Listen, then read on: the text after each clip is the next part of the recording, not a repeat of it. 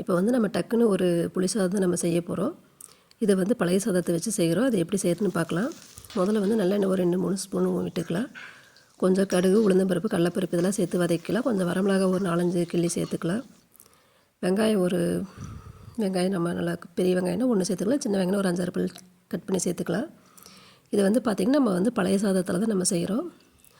முதல் நாள் செஞ்சது வந்து நம்மளுக்கு வந்து மிச்சமாயிடுச்சுன்னா நம்ம இந்த மாதிரி புளி, உப்பு, மஞ்சத்தூள் இதெல்லாம் நம்ம தேவை அந்த சாதத்துக்கு தகுந்த மாதிரி புளிப்புக்கு தகுந்த மாதிரி நம்ம கொஞ்சம் கரைச்சி சேர்த்து மிக்ஸ் பண்ணி அப்படியே வச்சிடலாம். அப்போ வந்து சாதம் கெடாமல் இருக்கும். நம்ம மறுநாள் நாள் காலையில் வந்து நம்ம தாளிச்சிக்கலாம். இல்லை காலையில் செஞ்சது ஈவினிங் நம்ம செஞ்சுக்கலாம்.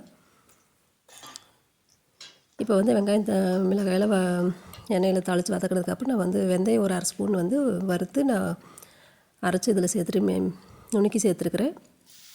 கொஞ்சம் பெருங்காயத்தூள் நீங்கள் சேர்த்துக்குங்க.